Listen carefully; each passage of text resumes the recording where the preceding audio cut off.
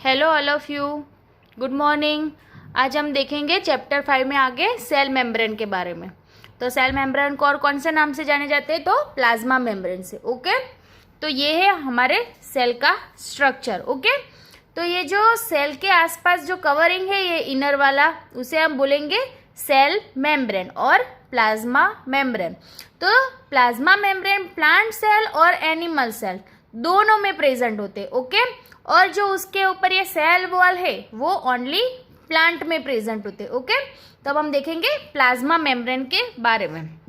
Okay, तो plasma membrane वो cell का आउटर मोस्ट कवरिंग है, वो सेल के इंटरनल एनवायरनमेंट को एक्सटर्नल एनवायरनमेंट से सेपरेट करता है। ओके, तो क्लियर है, outermost covering of the cell वो एक्सटर्नल एनवायरनमेंट से सेल को सेपरेट करता है। Okay, cell membrane selectively permeable है। तो सिलेक्टिवली परमिएबल का मतलब क्या है? मतलब कि कुछ मटेरियल को वो अंदर आने देता है और बाहर जाने देता है, और कुछ मटेरियल को वो अंदर एंट्री की परमिशन नहीं देता। ओके, इसलिए इसे हम बोलेंगे सिलेक्टिवली परमिएबल। तो अब आगे हम देखेंगे डिफ्यूजन के बारे में। तो ये डिफ्यूजन क्या है? तो सम सब्सटेंस लाइक CO2 और O2 गैस, ओके, वो सेल मेम्ब्रेन में मूव करते हैं by the process of diffusion. Okay, तो किस तरह से? तो ये जो गैसेस होते हैं वो हाई कॉन्सेंट्रेशन से लो कॉन्सेंट्रेशन की ओर मूव करेंगे। ओके, हाई कॉन्सेंट्रेशन से लो कॉन्सेंट्रेशन की ओर मूव करेंगे, इसे हम बोलेंगे डिफ्यूजन। तो डिफ्यूजन की डेफिनेशन क्या होगी?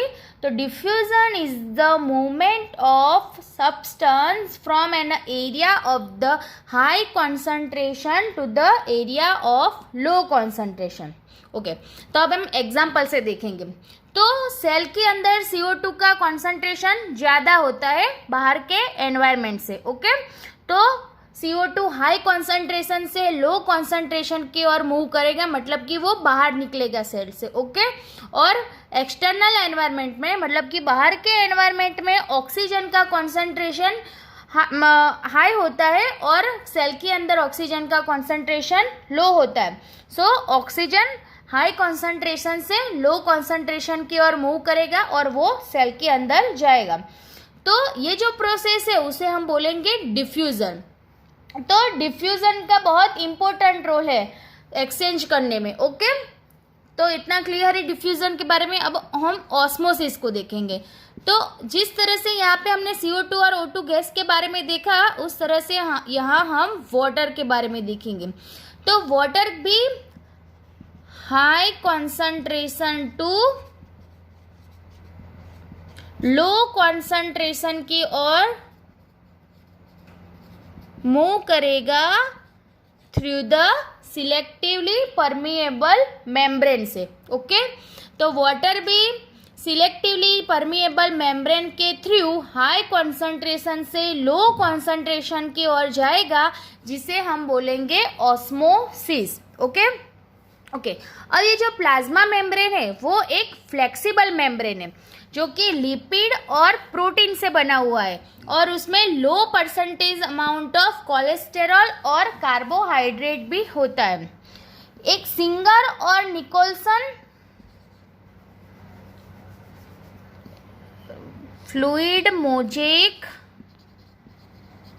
मॉडल ऑफ प्लाज्मा मेम्ब्रेन, वो सिंगर और निकोल्सन ने इंट्रोड्यूस किया था, जो कि वाइडली एक्सेप्टेड है। लेकिन ये अभी हम नहीं देखेंगे डिटेल में, ये आगे हम 11th में देखेंगे। ओके, तो ये सिर्फ याद रखने का है, आपके MCQ में ये आ सकता है। ओके, कि fluid mosaic model of plasma membrane किसने दिया था? तो सिंगर एंड निकोल्सन ने। ओके, इतना क्लियर है।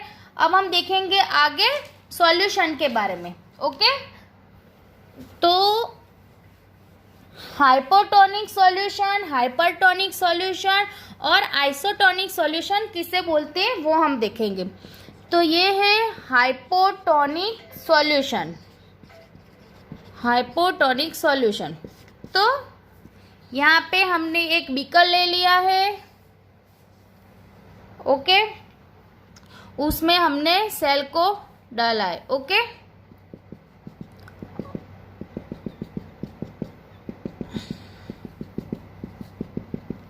और यहाँ पे ये जो हाई वाटर कॉन्सेंट्रेशन है, हाई H2O कॉन्सेंट्रेशन, और ये सेल में है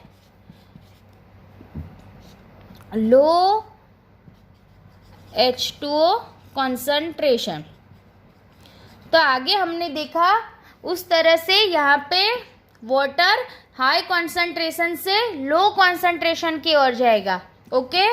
तो H2O moves into the cell, okay, clear है। यहाँ पे हाई कॉन्सेंट्रेशन से वाटर लो कॉन्सेंट्रेशन की ओर जाएगा, तो सेल क्या करेगा, स्वेल अप हो जाएगा, सेल का स्वेलिंग हो जाएगा, ओके। तो here cell swell up, okay. अब हम देखेंगे हाइपरटोनिक सॉल्यूशन के बारे में। हाइपरटोनिक सॉल्यूशन, तो यहाँ भी एक बीकर है, उसमें हमने सेल को डाला, पर यहाँ पे सेल में हाई H2O कॉन्सेंट्रेशन है, और ये जो H2 है वहाँ ये लो H2O कॉन्सेंट्रेशन है यहाँ पे, मतलब कि बाहर के एनवायरनमेंट में लो H2O कॉन्सेंट्रेशन है और सेल के अंदर हाई वाटर कंसंट्रेशन है, ओके।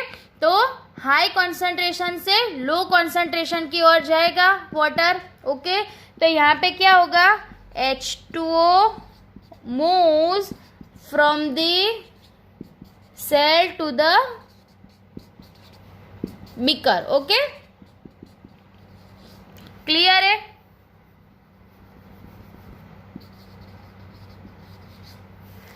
तो इस वजह से क्या होगा, यहाँ पे सेल विल बिकम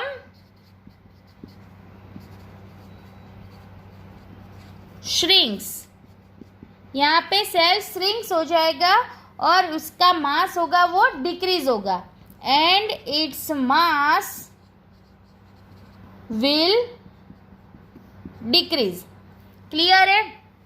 तो सेल के अंदर हाई वाटर कॉन्सेंट्रेशन था और बाहर लो वाटर कॉन्सेंट्रेशन था, तो हाई कॉन्सेंट्रेशन से लो कॉन्सेंट्रेशन की ओर मूव करेगा, तो सेल में से पानी बाहर आ जाएगा, ओके। इस वजह से सेल श्रिंक हो जाएगा और उसका मास भी डिक्रीज हो जाएगा, ओके। अब हम देखेंगे आइसोटोनिक सॉल्यूशन के बारे में।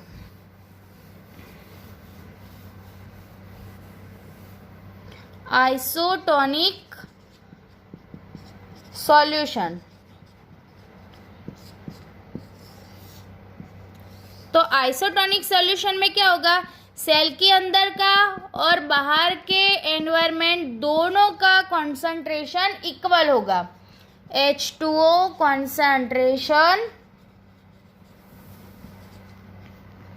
Same in cell as well as in beaker, okay.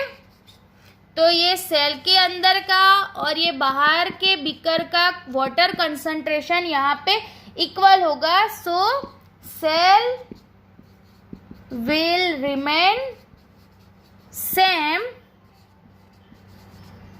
Okay, cell will remain same, यहाँ पे कोई चेंजेस नहीं होगा, ओके। तो ये क्लियर है, आइसोटोनिक सॉल्यूशन में वहां पे दोनों साइड कंसंट्रेशन सेम था, सो सेल के अंदर कोई चेंजेस नहीं होगा, ओके।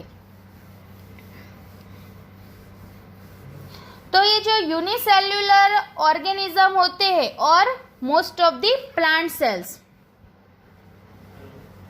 उसमें वाटर ऑस्मोसिस के थ्रू जाता है, ओके। यूनिसेल्युलर ऑर्गेनिजम्स और प्लांट सेल के अंदर वाटर ऑस्मोसिस के थ्रू मूव करता है। ओके, और प्लांट के जो नीचे रूट्स होते हैं, ओके, वो भी वाटर ऑस्मोसिस के थ्रू मतलब एब्जॉर्ब करते हैं। वो प्लांट वाटर एब्जॉर्ब कहाँ से करते हैं? तो ऑस्मोसिस के थ्रू, उनके रूट से। ओके, अब हम देखेंगे एंडोसाइटोसिस के बारे में। एंडोसाइटोसिस,